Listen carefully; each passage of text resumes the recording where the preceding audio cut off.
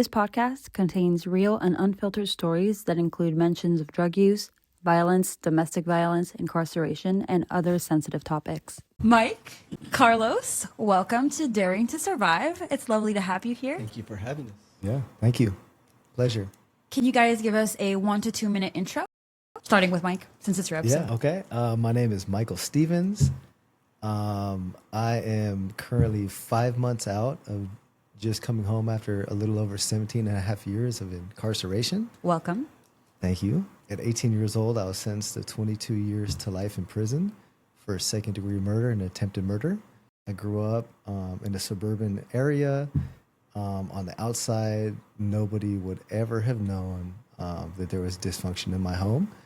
Lots of love, lots of support and other things, but also there was drug abuse, lots of neglect, some violence, which ultimately led me to using substances, getting involved with gangs at 13 years old. And it progressed as I got older to ultimately, at 18 years old, I chose to murder another human being and attempt to murder another young man, which ultimately led to my incarceration. Thank you. Carlos? Hi. Thank you for having me first and foremost.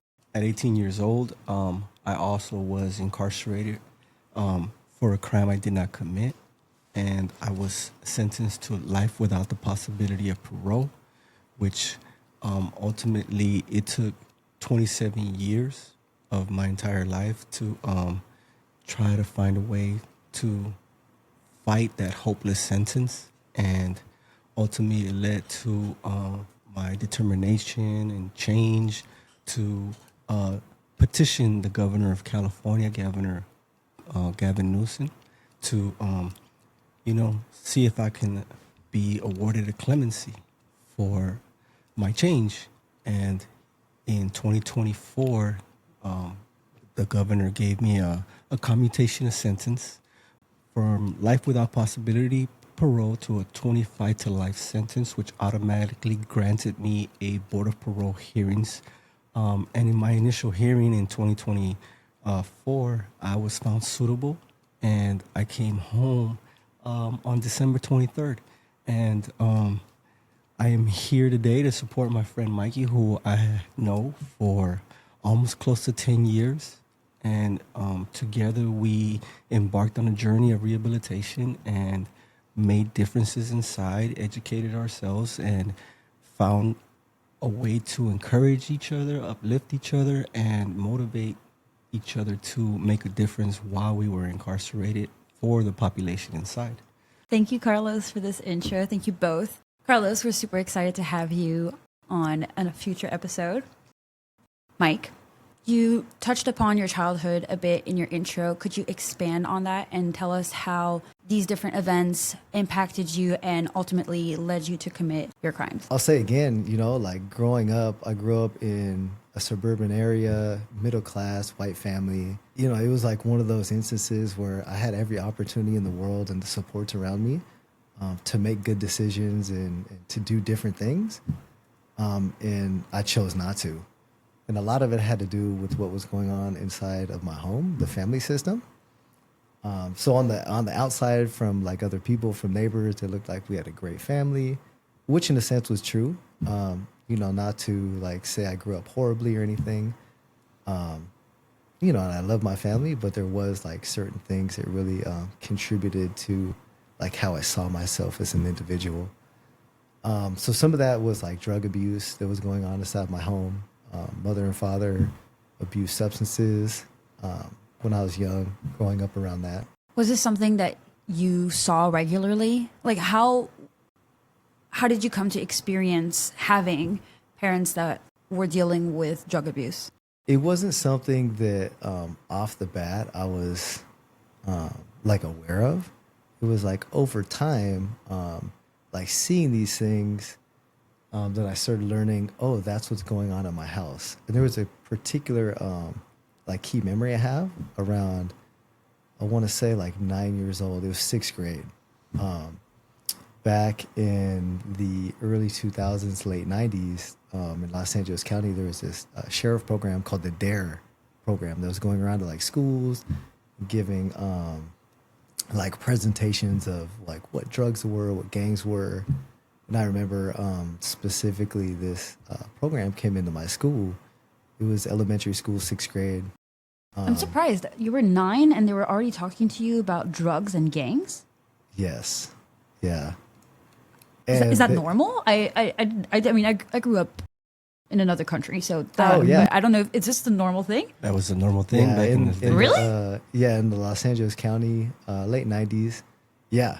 They had this big initiative, the war on drugs, things like Right. that. There was a lot of things going on in like LA County specifically to curb systemic violence within neighborhoods. And that spread out everywhere, suburban areas, inner cities. So I remember experiencing, they gave this large class presentation. They brought this giant box in. And in the box, there was like a lot of different drugs, weed, cocaine, pills. And they were showing us like, hey, this is what drugs look like.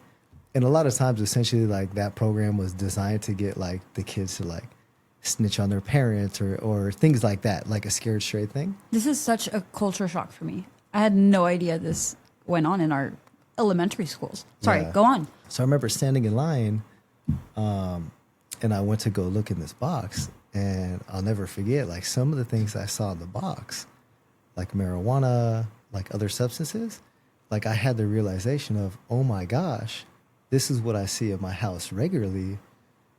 And it wasn't a shock of like, oh my gosh, my parents are doing something like illegal.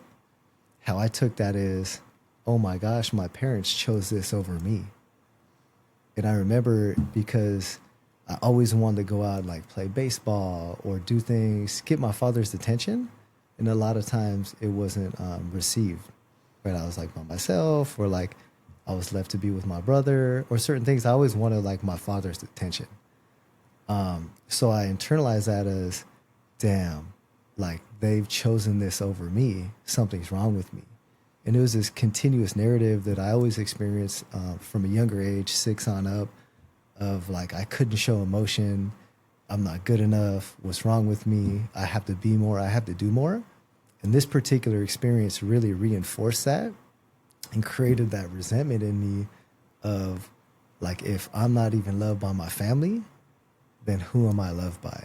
And it's not to say that like everything was bad, but that's just how I internalized that specific experience. And that really created an anger and hurt in me that I think was like the beginning of me rebelling against like family, against like these positive influences in my life, to where in school, I started like making fun of kids. I started acting out like a class clown. And a lot of it was just because I didn't like believe in myself. I didn't feel that I was worthy. And a lot of it was just insecurity. And this was really like this beginning of also becoming like callous. If folks don't care about me like at home or like others, then why am I going to care about others? I couldn't show emotion. And really, if I did, then it meant that I was less of a man. And not only was this modeled to me from my brother, but my father, and these like what I'll call like toxic male figures in my life created this belief system in me, really that like I have to be more, I have to do more, I can't show emotion, I have to be tough to like that's what it meant to be a man. It really come down to like toxic male masculinity. So this like allowed me, or this like really led me to like how I'm picking my friends at school. I started looking towards like the older kids to hang out with them, which ultimately led to like me using drugs at 13, getting involved with gangs at 13. Where I grew up, it wasn't like the normal like traditional street gang where like you get jumped in and like everything that comes with gangs. And we were all about making money. Okay. It came down to we were selling drugs, fighting, using violence, robbing people. There was no difference between like what I was doing, what we were doing, than like any other like traditional street gang. Can you elaborate what a traditional street gang usually does? What I'm curious about is how you went from, oh, well, these are just my friends, to, oh, wait a second, me and my friends were actually a gang. Like, how did that thought process come about? Yeah. So it came down to like culture. You know, Okay. this was like the late 90s, early 2000s. Rap music was big. The culture of like, you know, how we dressed, how everybody, you know, like carried themselves. We didn't have like a specific like street name or like, you know, like hood or like gang we were claiming. But like there was five of us and we were all like best friends. And like in my mind, like I would do anything for these guys. Like I would like kill for them. And I believe that like they would do the same for me. It really like for me being the youngest and smallest out of like everybody, I believe that I had to be like the most violent. I had to prove myself the most. And I walked around with this chip on my shoulder, where it was like I was almost provoking people to like test me. And you know, like created this really toxic culture, this gang mentality, and really this toxic male belief system of like what I meant, what I believe, what a man was. I believed a man was like fearless, violent, couldn't show emotion. I didn't know how to express emotion. I didn't know how to communicate. How I showed that was through violence, was through aggression, and through substance abuse. I know that when I was really sad, when I was like feeling emotion, I would just numb out with just getting high. From 13 to 18, I started abusing marijuana, cocaine, prescription pills, alcohol. Is it that you would feel any emotion and you would try to suppress it?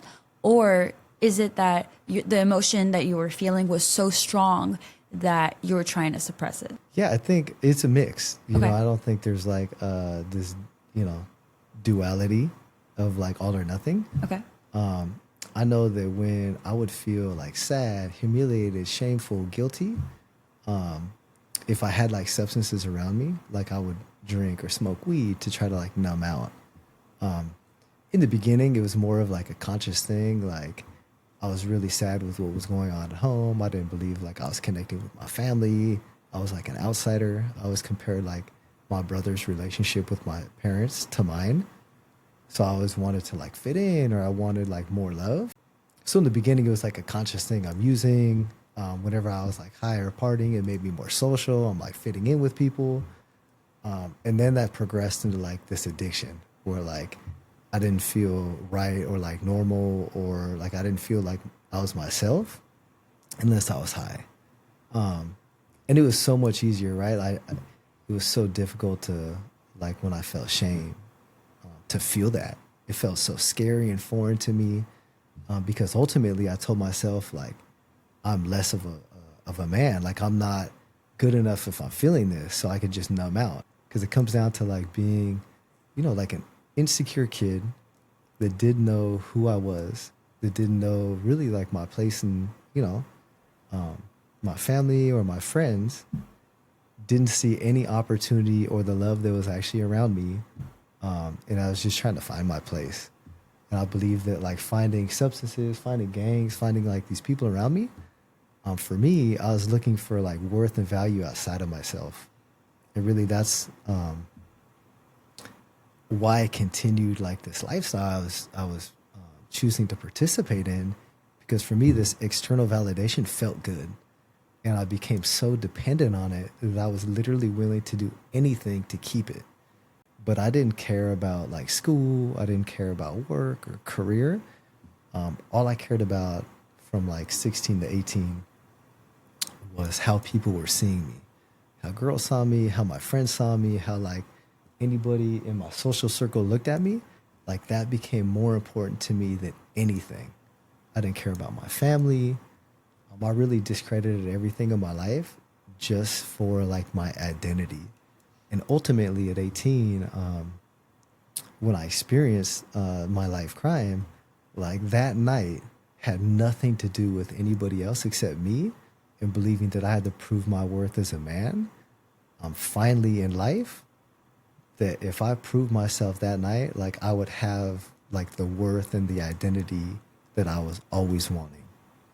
And it's so shameful and sad and so regretful, that like ultimately that's why I chose to murder somebody and attempt to murder somebody. But that's the ugly truth of like where I was at such a young age, that like literally it was because I believed that would finally give me like the validation I was seeking as a young person. You were stabbed at a young age. How old were you? I was 16 when I was stabbed. I was stabbed twice. Twice. How did your family, in particular your dad, react to that event? Yeah. You know, this common thread of like, man up.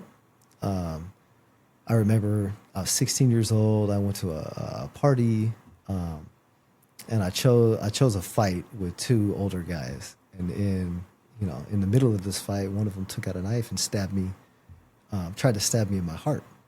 Ended up stabbing me through my hand and across my arm. And that was one of the most scariest things I'd ever experienced. I didn't believe I could show this fear, but like in my head, I was like shook, I was spooked. But on the outside, you know, I was celebrating it with my friends that like I survived and I fought back. And then I remember going home that night, and it was at like 2 a.m. I go in and my dad saw me, and I was like, hey, like I got stabbed at a party right now. And he was like, the first thing he said to me was like, it's 2 o'clock in the fucking morning. Like, why are you even coming home at this time? And I was 16, you know, teenager, still had like house rules. And he was like, hey, take your ass into the backyard. Like, you want to act like a man? Like, you can go sleep in the backyard and clean that shit up. Like, get some duct tape. And I was like, you know, in my head, I was like, what? And I remember I had like Jack Daniels or something with me, cleaned the wounds with Jack Daniels, duct taped myself up, and took myself in the backyard. And that was like one of those things of like, well, I'm manning up. And then I told myself, like, after that night, it was so intense. How I internalized that was like I wasn't able to protect myself that night. I felt more humiliated and shameful than I'd ever felt in my life, because ultimately I believed like I couldn't stand up for myself. Although like I wasn't like, you know, killed, I wasn't, you know, like severely hurt, like I still felt shameful and like humiliated in front of my friends. So there was like a crossroads in my life, 16 years old, where I could have like chosen a different lifestyle. I could have chosen never to like go back to like my friends or you know, the same lifestyle.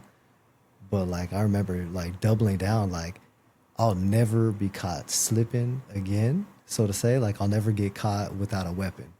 I'll never be victimized again. I remember telling myself like, I'm gonna get a knife, and if anything ever happens like that again, like I'll kill somebody before I'm ever hurt again like that.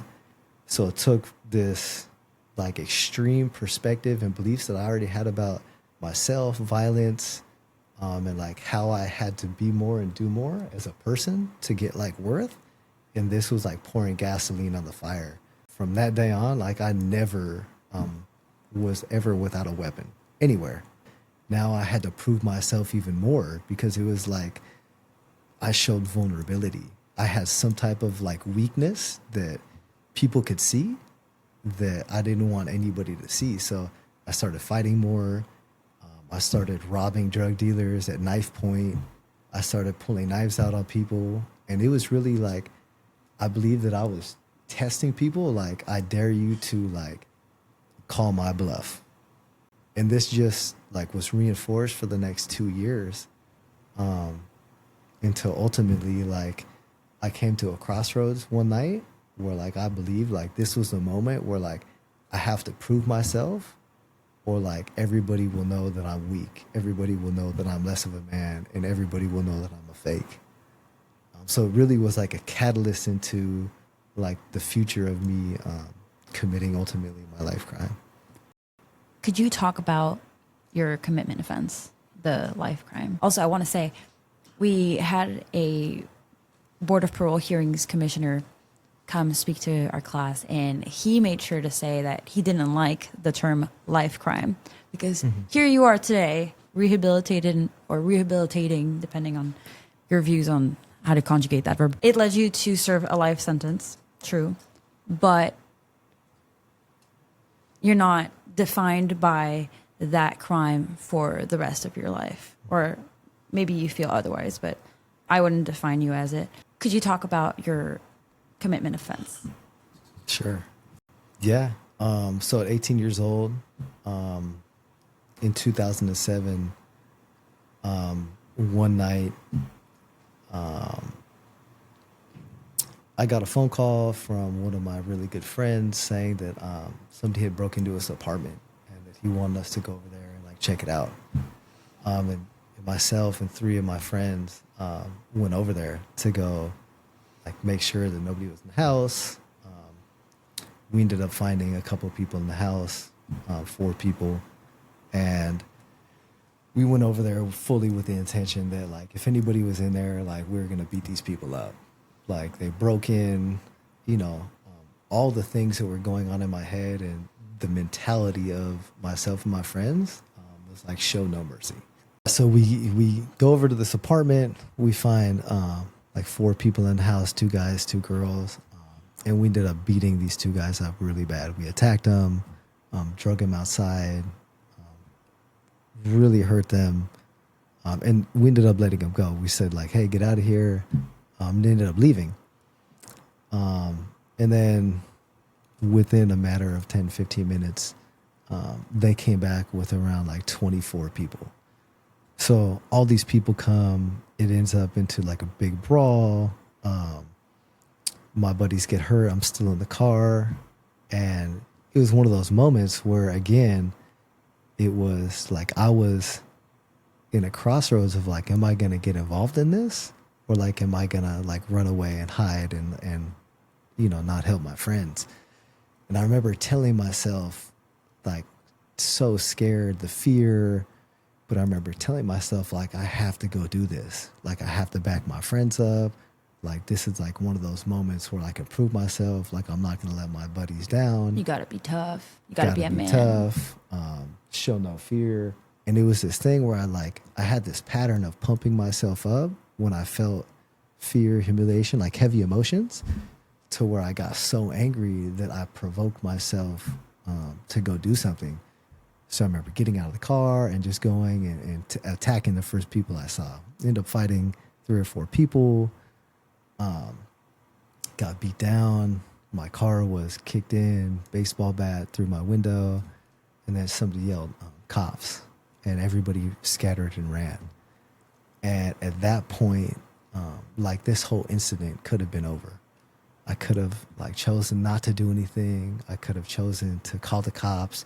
There were so many different moments like throughout this specific night where I could have made a different choice and a different decision that ultimately would have changed the course of so many people's lives.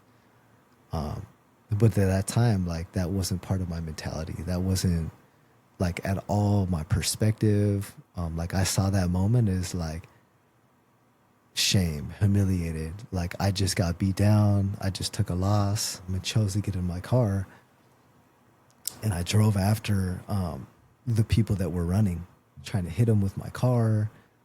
Luckily, I didn't hit anybody.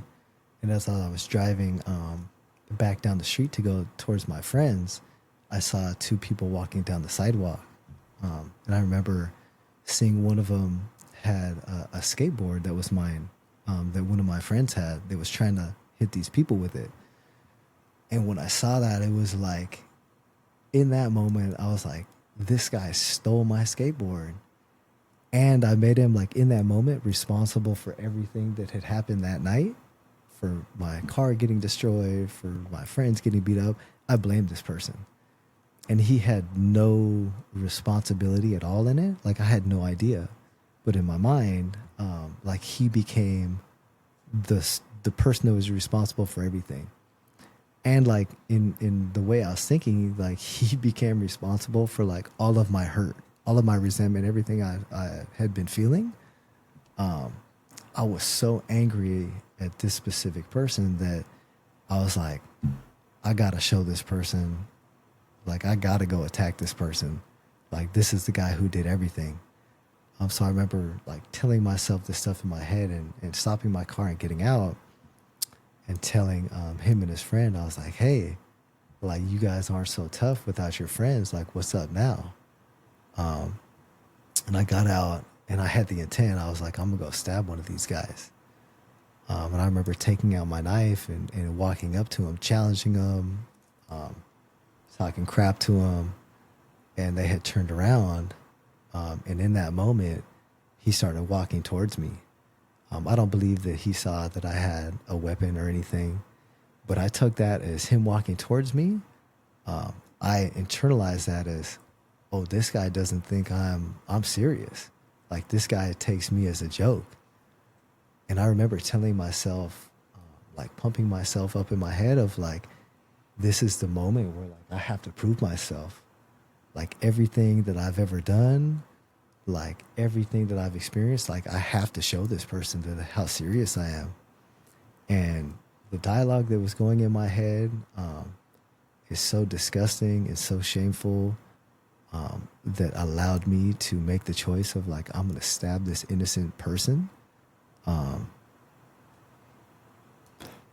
just want to. It's horrible to think about. I just want to pause and thank you for your vulnerability and accountability.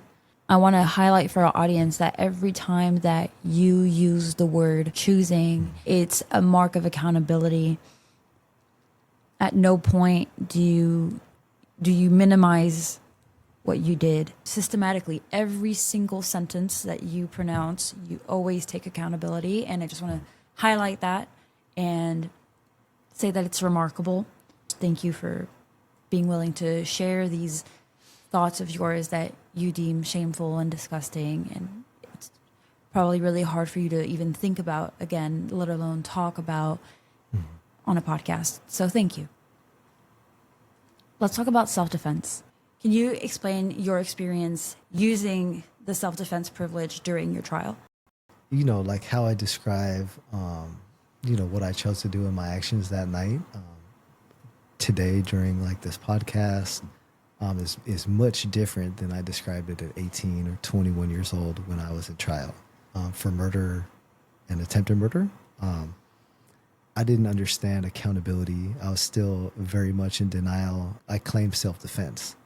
I saw it as a way to minimize my actions, to not take responsibility and accountability.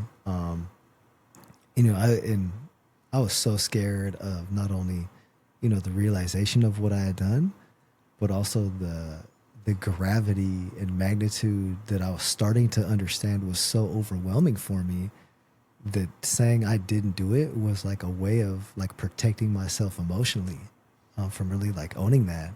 Because even today when I talk about it, you know, it's very heavy.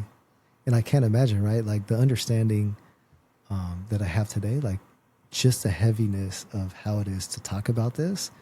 Like I can't imagine what, you know, the families, the survivors of you know, the people that I've harmed, like go through on a daily basis, that have gone through for the last 18 years.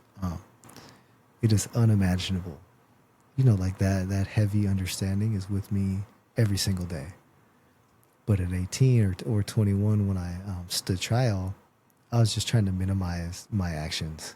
I didn't talk about how there was this gap in where like I actually retreated. You know, I claimed that it was during the brawl that I chose to do this. Trying to claim that you were being attacked. that you were being attacked and you had like a reasonable belief that you were in danger and that you were facing imminent harm. Right. So you just kind of like squeezed everything together in your argument. That's what I'm hearing. Yes. Conscious and unconscious, right? Okay. One, it took me many years of like self reflection to like clearly understand like that night and like these, you know, the events step by step.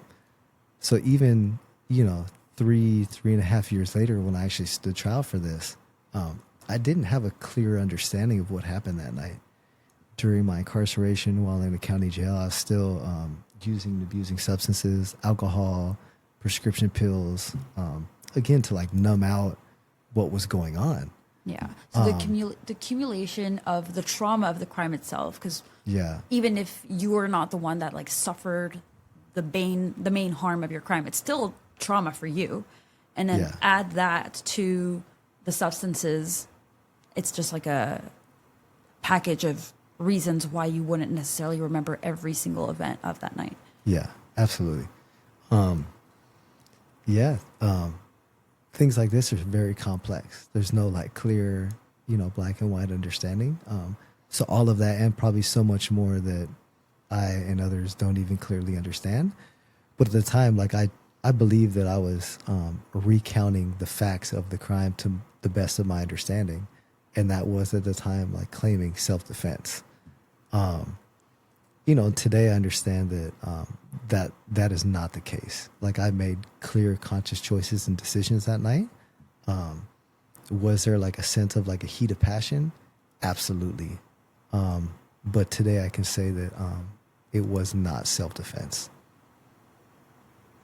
So California draws a very fine line between first-degree murder and second-degree murder. And that line can literally decide whether or not you would be facing life without possibility of parole or life with parole. Mm-hmm. In other words, if you're sentenced to die in prison or if you may have hope and be given a chance to earn your way out. First-degree murder involves premeditation, no matter how brief. California courts interpret it to be sometimes a couple minutes. In your case, you were convicted to second-degree murder, which happens in a heat of passion, which is an immediate reaction to provocation with no real time to think. Mm-hmm. I hear that you did make some kind of a conscious decision, right? You were pumping yourself up. It sounds like you had a time of reflection where you decided to commit this crime and to deliberately commit this murder. And so I just want to highlight that this line is extremely, extremely fine. And I think you were really blessed to have not fallen in that first degree murder category and risking life without possibility of parole. It seems to me like you weren't that far away from crossing that life without possibility of parole line. Can you talk about how this like a fine line plays in your head? How do you look at your sentence? Yeah, I think that's, a really, really valid question and something that the reality of my situation, my choices, like I sit with every single day. And I'll say also for the listeners of this podcast, the description of my crime is much more extensive than, we have time to talk about or that I've talked about already. Not only did I make a choice to go stab an individual in that moment that I described that ultimately led to his murder, there was another moment and series of actions where I chose to stab another person. And thank God and luckily that they survived my attack. And ultimately, like every single day, like I totally understand that like I was given leniency and mercy through the court in the way that our justice system is set up today in the laws, to have an opportunity at parole, to have an opportunity to rehabilitate myself. And today sitting here, having made tremendous changes in my life, like to have an opportunity at like a second chance at life. And, I attribute a lot of that to like growing up in the community that I grew up in, being, white, being, from an upper middle class neighborhood, from the family that I came from. A lot of like how I started this podcast describing like my family in the area. Ultimately, I believe that contributed to getting leniency in sentencing. And I believe, like there was a moment in time where the judge reflected. He said, "Hey, you reminded me of my son that plays water polo." And, if I was any different, come from any different culture, like that would have not even been a factor. and you know how significant, small, or anywhere in between that those elements played into this. I got the lowest sentence for second degree murder. I got 15 years to life, which I could have got 25 to life or even more. So, you know, the realization and understanding that I have today of not only myself, of who I was as a person, how I socialize, but also like in the broader sense of like being in the larger community and how white privilege and how socioeconomic privilege like plays into sentencing, plays into like how I was looked at, charged, convicted, even as a juvenile. Like it's so complex, but I have like a clear understanding or a much broader understanding today than I ever have of like privilege even played into leniency and being able to sit here and talk to you about, you know, the worst thing that I ever chose to do. Like those factors are real and alive in our system today. You know, and they definitely played a part, you know, in my experience. I really appreciate that. Being able to sit back and talk about your privilege, I think it really demonstrates insight. Mm-hmm. I find that a lot of people today are uncomfortable talking about their privilege and how it has impacted their lives in a positive way. So thank you for that. Let's transition into your turning point. When was your turning point? How did it come about? It's so interesting, full circle moment, right? I've been talking about like this relationship with my father, a lot of how it, you know, really shaped my perspective of self, the world, what it meant to be a man.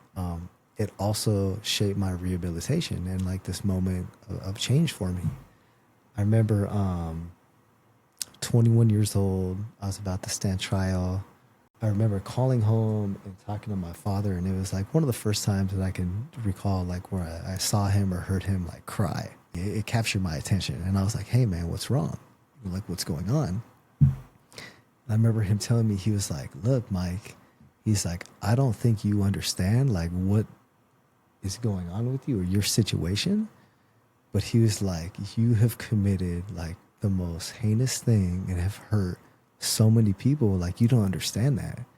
And he was like, I need you to understand this, son. He was like, your mother and I are gonna probably die while you're in prison. And I remember like the realization in that moment of what he was saying hit me like so hard.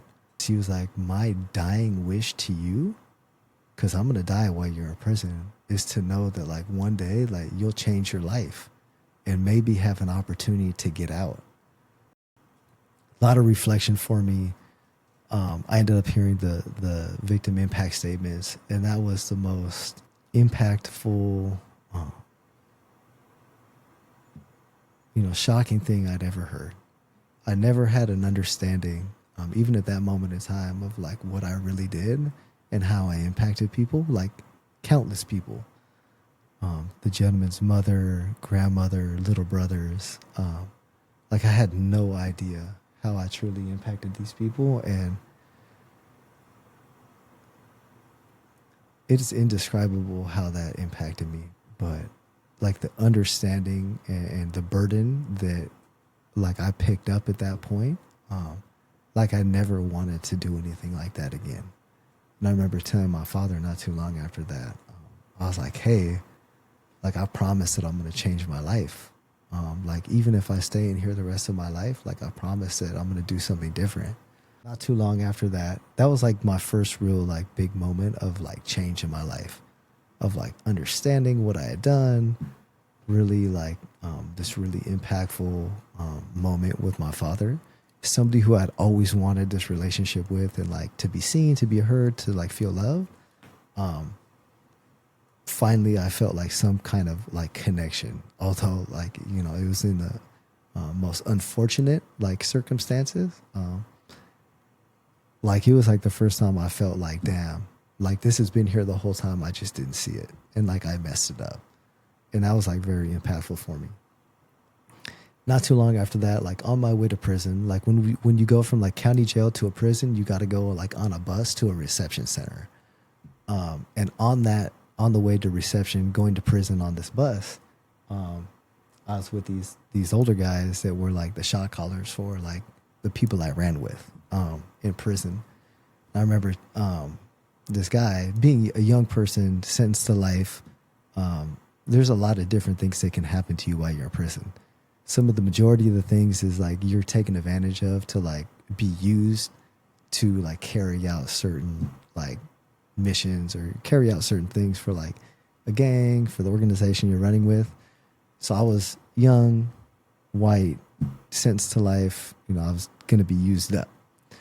So these guys tell me, this one particular person was like, hey, little brother, you just got washed up, which means I was sentenced to life. At that time, nobody was getting out of prison. You weren't getting out as a lifer. It's like, don't worry. Like, we want you to, there's a guy on the bus that owes a lot of money. We want you to sell up with him and murder this guy as soon as you get to reception. And, you know, even at 21, you know, thinking that like I have all these stripes for the crime I committed, like still like thinking I'm this tough guy living this lifestyle, like hearing that was one of the most scary things ever. 21, I was like, whoa, like this is real life. Because if I don't, like, you know, I'll be the person getting, you know, murdered. So I tell the guy, not a problem. I just want to pause there and just emphasize how hard it is to decide to be crime-free in prison. Like, even if you want to, sometimes you're just blocked by other people and sometimes your safety is at stake. Just wanted to emphasize that and just commend you and everyone else who has embarked on this disciplinary-free, criminality-free journey while in prison, and you have all of these influences bringing you down. Yeah. That must have been incredibly hard. Yeah. You know, in the moment, feeling all those things, but still like on the surface, thinking like nothing had changed in my life up to that point. There'd been those couple like moments with like my father, the impact statements when like, you know, the seeds were planted, things were starting to be chipped away. But, you know, in no shape or form had anything changed for me. I still had this very extreme mentality. Nothing about my character had changed. You know, I'm still thinking like I got to prove myself. So I remember telling the guy, I was like, done, like not a problem. Like I'm going to handle this. Inside, I was telling myself, it was the first time ever that like my first thought wasn't like, fuck yeah, I'm going to do this. This was the first time in my life where my first thought was like, I never want to do something like this again. I never want to create another victim. Like all of the things I had just experienced, like I never want to do that to somebody or their family ever again. So this was like the first time in my life where my thoughts had actually changed to like, no, don't do that, instead of like, absolutely, let's roll. You know, but on the outside, I told this guy like, not a problem. On the inside, I was like, absolutely not. So fortunately, like I never ended up selling up with this guy. I never chose to do that, nor would I have chosen to. Like even put in that situation, like I would not have chosen to do that. And those were like that was the first moment of my life that I had chosen internally to do something different, that my thought process had changed.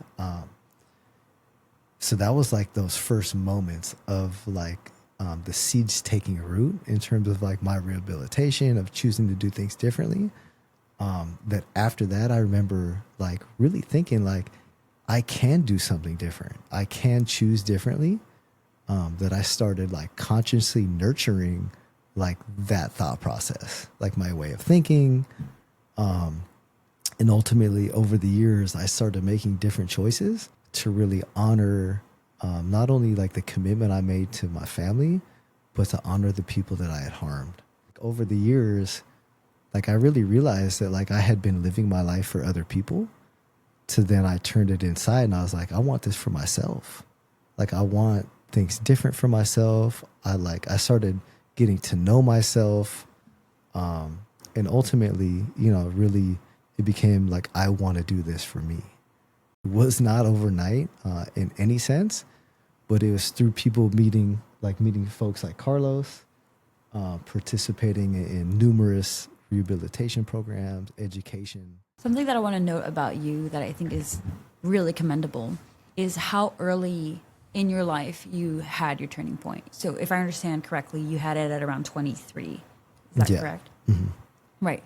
So criminologists talk about aging out. So this is the natural decline in criminal behavior as people get older. And research shows that that most violent offenders, including those who commit serious crimes like murder, attempted murder, and so on, that criminality tends to peak in their late teens, early 20s, and gradually criminality and criminal thinking reduce. And so for many, this desistance doesn't happen until late 20s, 30s, 40s, 50s, 60s.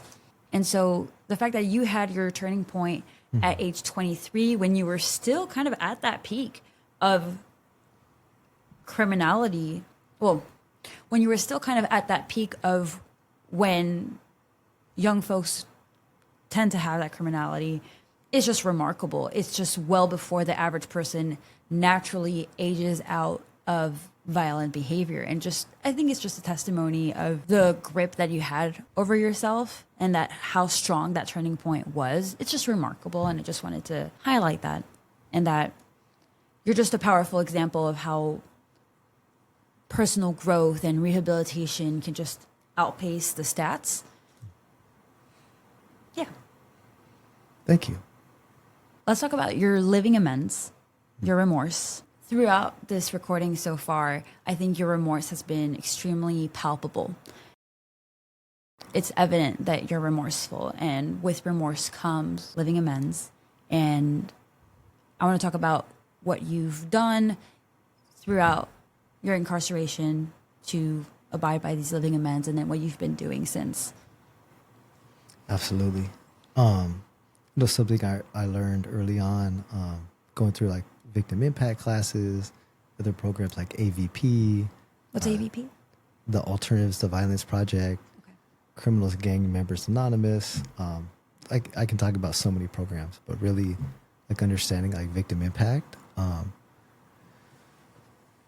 really being, accountable and responsible for the harm that I cause, and like the understanding of the tremendous ripple that it had.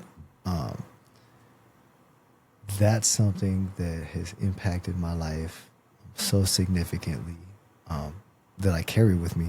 Like the burden of like that understanding is something that guides my choices and decisions every day, and has for over 15 plus years. That goes into like the remorse piece of I'll never have an understanding, or do I ever like attempt to like fully say that I understand what I've done, because how I've impacted others and what I've done is unimaginable. Like I will never understand what it was like for a mother to receive the news that her son was murdered. She wasn't there. Of like the last moments of what he may have thought about, or what it was like to just remember the last memory that they shared together, or what he could have become and done and impacted his community.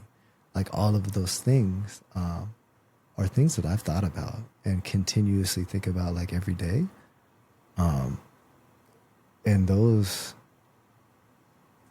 realizations and understanding, every day help encourage me to make different choices. And when I feel tired or not wanting to do something, like encourage me and motivate me to get up and make those impacts. And it's turned into those conscious decisions of like, what living amends is one of like changing my life. So I am no longer that same 18-year-old that chose to make those choices and decisions that night. And two, to ensure that like I would never do something like that again.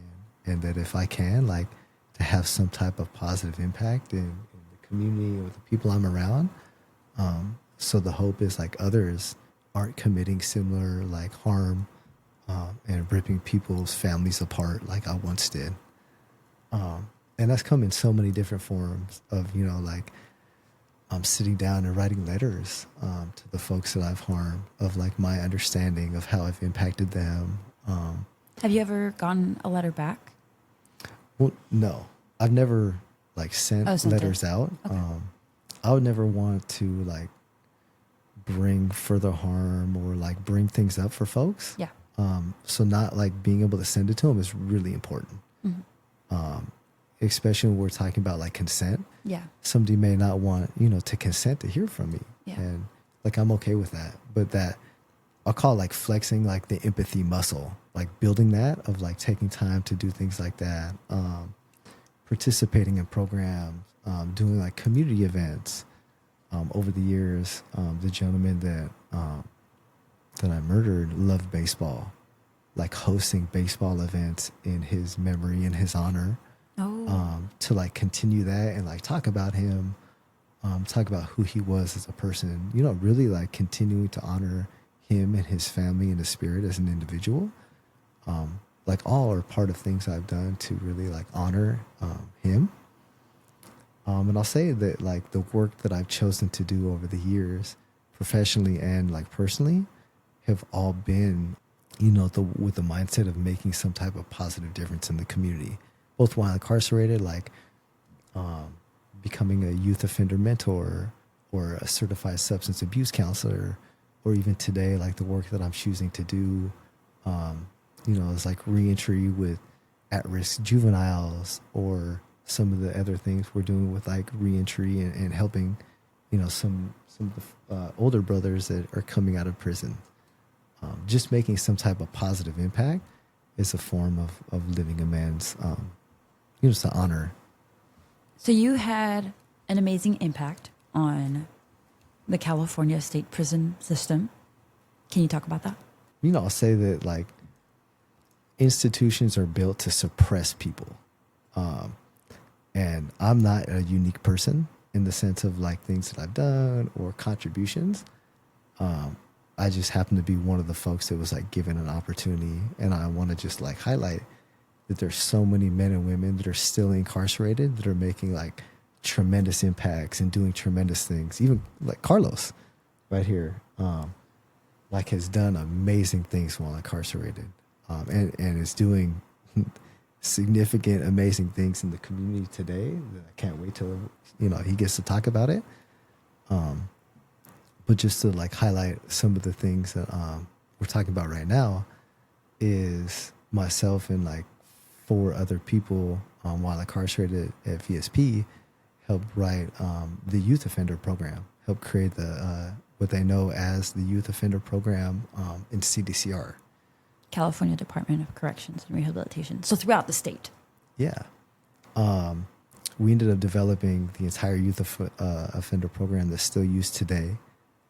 We ended up writing what they call the club curriculum, Changing Lives by Understanding Beliefs.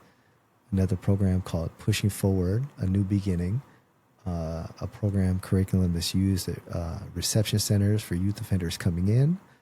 And then also what is called effective mentorship and group facilitation. We ended up developing a program, how to train other incarcerated people to become mentors that can then work with the youth populations coming in. And it was so effective and so widely utilized within CDCR. Another department called the Department of Rehabilitative Programs, DRP, asked us to develop a staff training program. And while I was still incarcerated, we trained a little over 250 staff. Wow.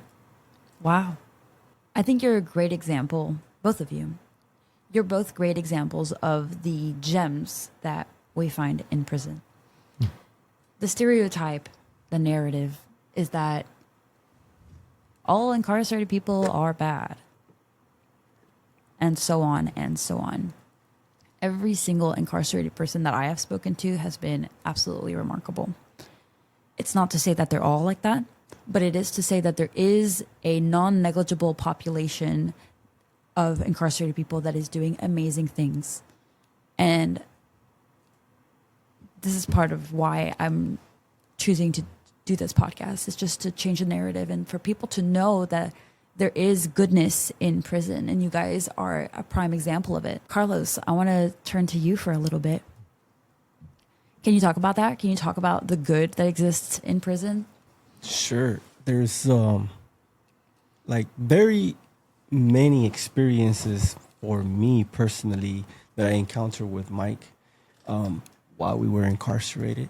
And like, to really understand when someone is really genuinely changing and making better decisions for themselves, you have to see it to believe it to really understand what that looks like, you know? So just give you a quick synopsis of like when Mikey came into my life, right?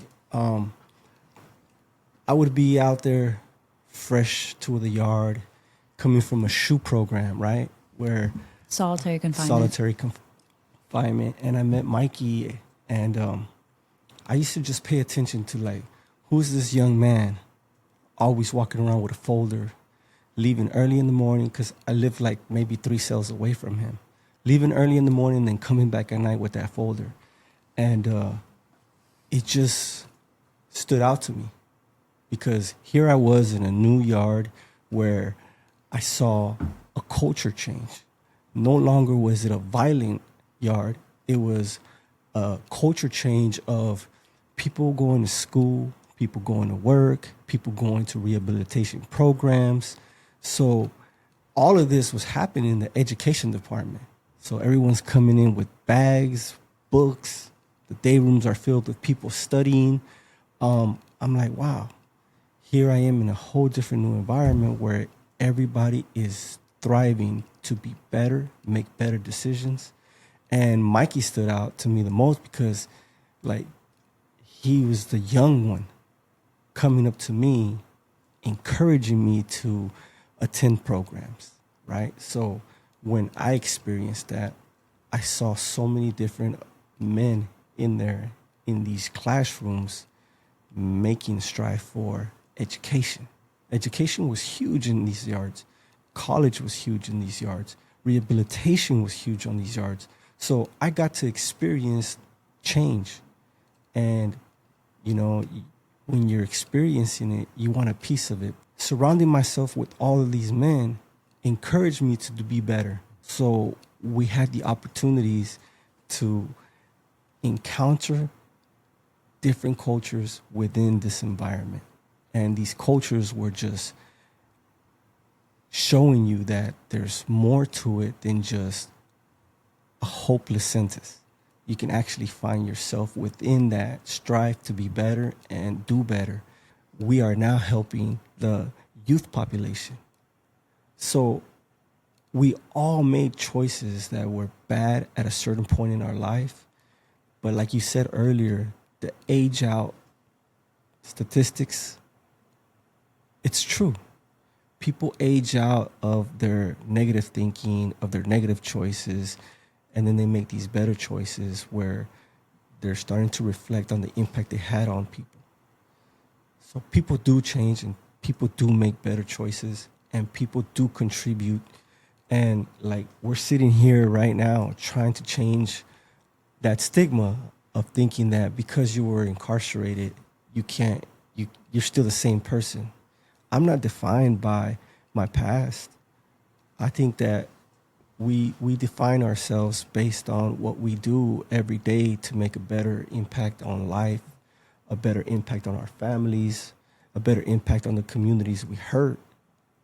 And I think a lot of people should pay attention to what's happening right now with regards to like the folks that are coming home changed and trying to do the best that they can with what's on their plate to make a difference in life.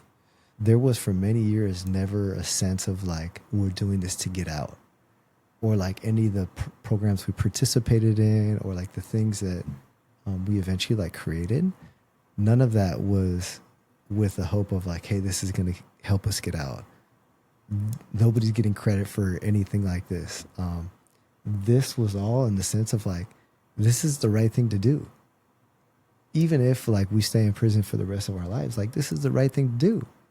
And it felt good. Like if you look at like documents, like nobody's names are on those and nobody's like got credit for those. Again, it goes back to like, it was because that was the right thing to do. We think about like the 100,000 people that are incarcerated, like tens of thousands of people that are doing so many amazing things just because it's the right thing to do. like the work that Carlos and I are participating in, like everything's survivor focused, geared towards giving opportunities to folks and families that have been harmed, continuing to make this amends. Again, because it's the right thing to do. Thank you for explaining how important programming and education within prisons is. Mm-hmm. I don't think we would be at a point where there's this much positivity in prisons had it not been for all of these programs and all of the education that is being pushed. So thank you for that. Yeah. Is there anything else that you want to add? Is there any other narrative that you want to deconstruct, and any point that you would like to destigmatize? Just in these talks and these discussions, I never want to like overshadow, like why I'm here, and the point of like whoever's listening to this, just to say like, I'm sorry. I'm sorry that I'm having this discussion for the choices and decisions I made. And the gravity of what I've done isn't lost, even though like today I'm no longer incarcerated. Like I feel tremendous remorse and horrible for what I've chosen to do. And again, like every day, like my choices and decisions are for those survivors, for the folks that I'm harmed, for the families that are still out there. And just to highlight, like, I am no different than dozens of other people incarcerated. Like my story, I hope, is just like one little light to be shed on, like, change is possible, that folks are making, conscious choices to change and acknowledge that the harm that they've done, and to really, like, in hopes of like not continue to push people like myself out of the communities or out of like discussions about like how can we make communities safer and change is possible. The hope was to really like highlight those aspects and one, to acknowledge the harm that I've committed.